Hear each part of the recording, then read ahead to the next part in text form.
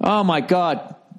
Just what nobody wanted, or at least I didn't want. It's down to Hillary and Donald fucking Trump. Unfucking believable. How did we get here? You know what? Because we ride like the wind. Unbelievable. And I don't know who to fucking vote for. Those are going to be my two choices. I'm not doing it. You know what I mean? Even though I didn't agree with everything that Bernie Sanders wanted to do, I have to vote for a guy that went outside the usual fucking places to get his money for his campaign, just to fucking encourage somebody else to do that. And I really can't stand when people say that that's a waste of a vote. I don't think it is, because I think each time, each election, a guy like that gets a little bit further. And I actually think it's great that that the Democrats and Republicans, the best that they can come up with at this point is Hillary Clinton and fucking Donald Trump. I mean, Jesus. Oh, Jesus. This is fucking... I don't really think there's a lesser of two evil here. I just, it's... You ever sit in the last row of a plane, you know, and they're serving the breakfast, and they're just like, all right, your choices today. All right, ham and cheese omelet or a bucket of shit with granola, right? And you're like, fuck. And then they go, and you're like, oh, well, fuck it. I'm going with the fucking ham and cheese omelet. There's no choice here. It's not even a choice, right?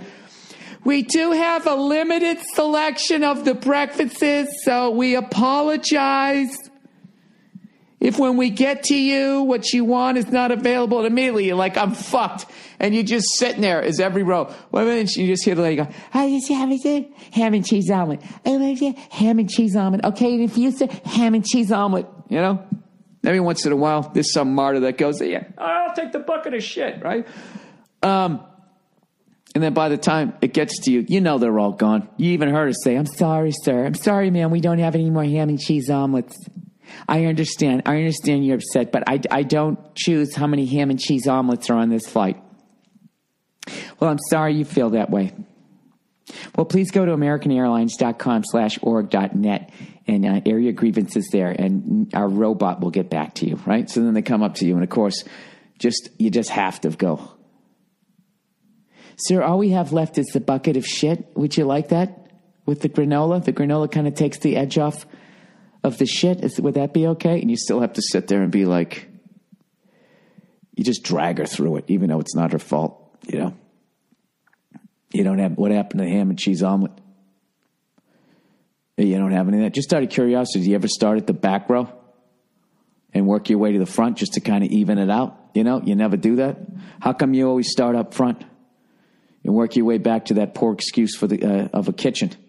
Why do you do that? You know what I mean? So I thought that this was all coach. Evidently, there isn't. Evidently, there's the ham and cheese part of coach in the bucket of shit. Sir, why are you being hostile? 9/11, save the terrorists. Save the terrorists. Fight the terrorists. So anyways, how the fuck did I get into that? What was I talking about? No, I was talking about, the fucking, the election. Jesus, I got so lost in doing that. I didn't remember what I was talking about. Yeah, that's basically what we're left with. We're basically sitting in the last row, middle seat, right next to the bathroom on a DC-9, you know, where you can't even look out the window and the engine is just blocking it. And if you're like me, you heard of the story the one time the engine failed on the tarmac, thank God, but a piece of it flew through the fuselage and into this woman's head and killed her. That's what I always think about. But you know what I also do? It's because, I didn't really look it up. Somebody just said it to me.